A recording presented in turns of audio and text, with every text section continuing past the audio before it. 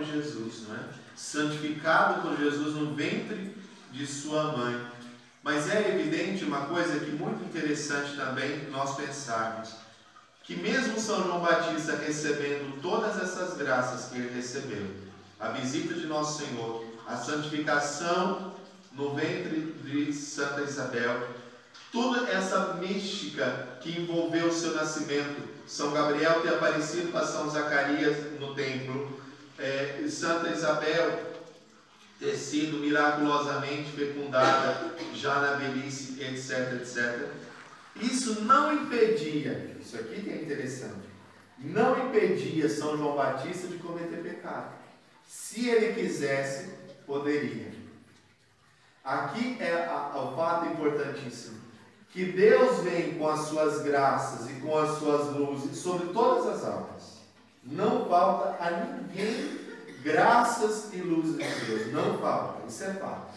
Evidente que em uns com um propósito mais, uma finalidade mais específica, em outros com outra finalidade, mas o desejo de Deus é a salvação de todos. Nosso Senhor mesmo disse: eu vim para que ninguém se perca, mas para que todos sejam salvos. O salmo vai dizer: Deus não se alegra com a morte dos seus amigos, de maneira alguma, mas se rejubila. O evangelho de domingo passado, parece na nossa missa, que há muito mais alegria no céu por um pecador que se converte do que por 99 justos que não precisam de conversão. Não é? Por quê? Porque é evidente que Deus quer a nossa salvação e Ele vai nos dar as graças necessárias. Porém, há essa necessidade extrema de correspondermos a essas graças. Se São João Batista não tivesse correspondido a essa graça, de nada adiantaria. E assim é com tudo. E assim é com tudo. Eu estou lembrando aqui de uma ocasião, quem teve a oportunidade de conhecer, teve um padre, que foi professor de São João Paulo II, Padre Otávio. Eu tive a oportunidade de conviver um pouco perto desse padre no tempo, e ele era especialista, ele falava 7 línguas. Deu aula para o mundo inteiro. Esse padre ele era especialista em aparições de Nossa Senhora. Ele era um dos investigadores, né? Um advogado do diabo, né? Ia lá testar, não é, não é. E o Padre Otávio disse para nós uma vez de uma aparição, num local chamado Penha Blanca. Essa aparição de Nossa Senhora foi acompanhada de muitos mistérios interessantíssimos. Lá, assim como, por exemplo, em Lipa também, que teve a chuva de pétalas, de rosas, inexplicavelmente, em Lipa, mas é porque em Lipa não existe rosa, como as nossas aqui em pétalas, etc. Mas o Padre Otávio falava que até nele foi uma das aparições que o assustou demais, porque o tamanho de coisas assim, espetaculares que acontecia. E o vidente, um rapaz novo, e depois... O Padre Otávio, quando dizia isso, até chorava. Ele dizia assim, que tristeza, ele não conseguiu, ele não correspondeu à graça tamanha, e tudo aquilo que estava acontecendo lá foi destruído, porque o rapaz se perdeu. Não correspondeu.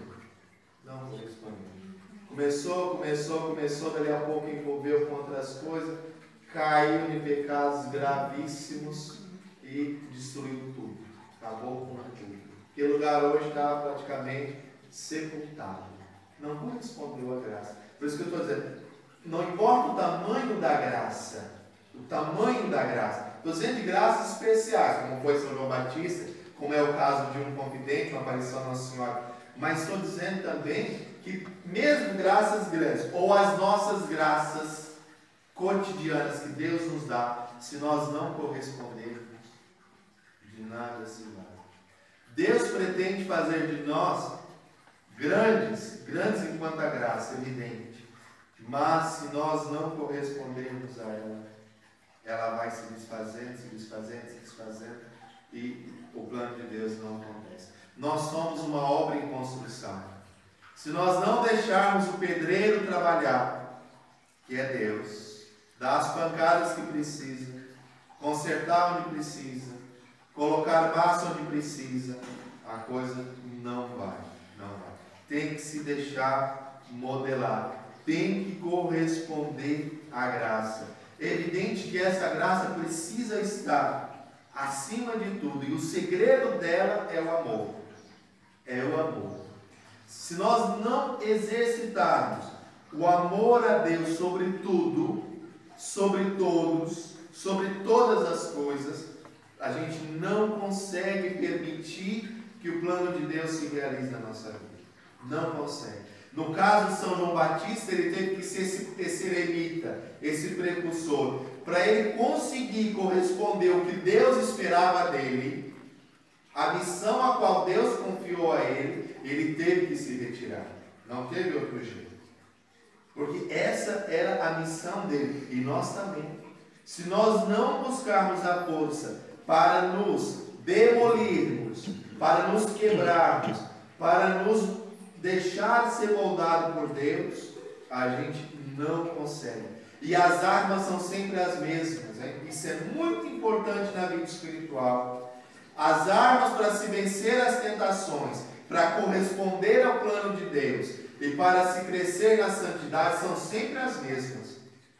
Pode olhar que na vida dos santos não muda.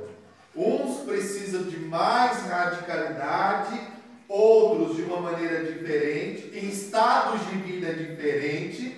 No entanto, todos precisam aplicar as mesmas armas: a oração, o jejum, a penitência, o desapego. O desapego é importantíssimo também. Nós precisamos ser pessoas desapegadas das coisas e das pessoas. Das coisas e das pessoas. E esse desapegado não quer dizer rejeição. Evidente que não. Evidente que não. O desapego nos ensina a amar. A saber que nós amamos e temos as pessoas próximas de nós porque Deus o quer. E só isso. A hora que ele fizer assim, acabou. Basta vermos o nosso amigo André. Com 50 anos. Há 2 semanas, já quase, nós o sepultamos. E é assim. E daqui a pouco é algum de nós que está lá. Então, uma pessoa.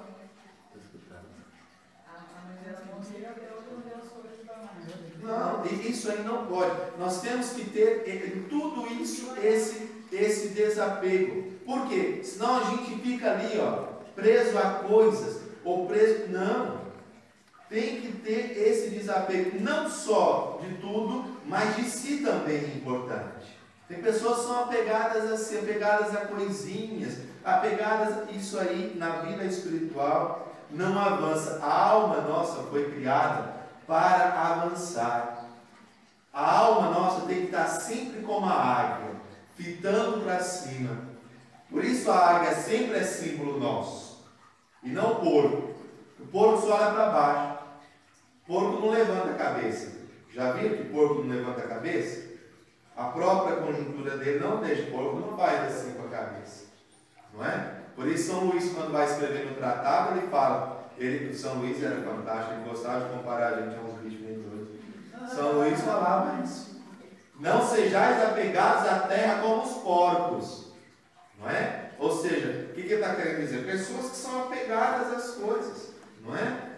Como os sapos, ele fala. Então, não. Nós temos que ser como a águia. Como a águia. Mesmo que, a exemplo de Santa Teresinha, está lá.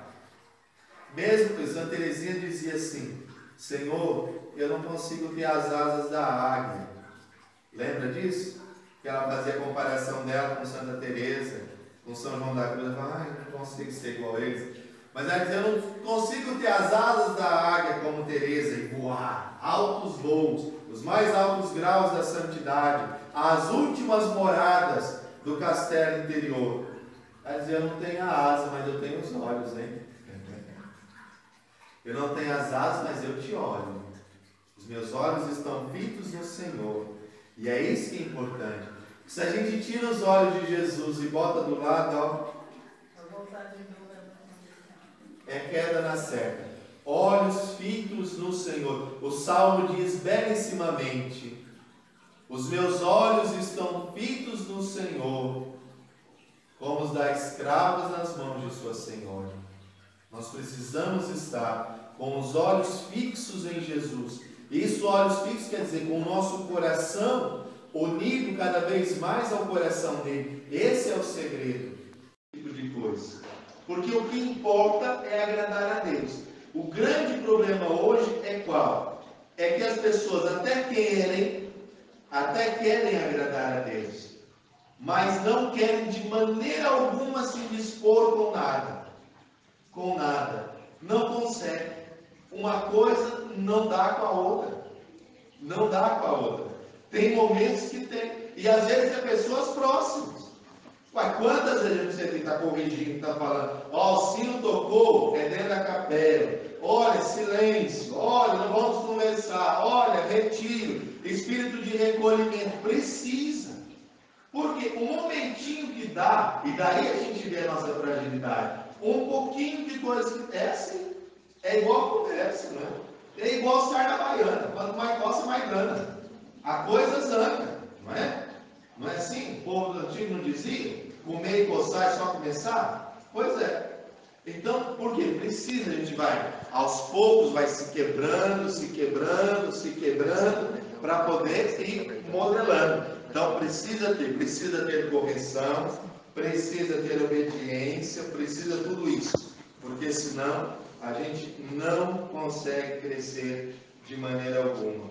Outra coisa, só encerrando, que São João Batista nos ajude e que nós procuremos, com os olhos fixos no Senhor, procurar de todas as formas agradá-lo, sempre e cada vez mais. Buscar agradar a Jesus, buscar agradar o coração de nosso Senhor, buscar se unir cada vez mais a Ele, crescer nessa graça, crescer no amor a Ele, não é? Isso é muitíssimo importante. E contar com a intercessão poderosa de São João Batista. Vamos sempre lembrar dele nas nossas orações, buscando a sua intercessão, o seu auxílio, o seu socorro. São João Batista, junto com São Miguel, é uma das imagens que quase todas as igrejas tinham antigamente, por causa dessa importância que São João Batista tem diante das coisas.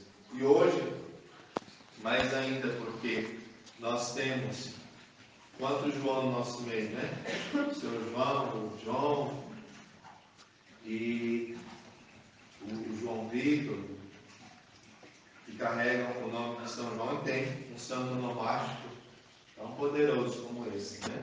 Então, o Johnny, que recebeu no Cristo, né? Patrono de São João Batista, que ele nos ajude, que ele rogue por nós, que ele interceda por nós e nos ajude.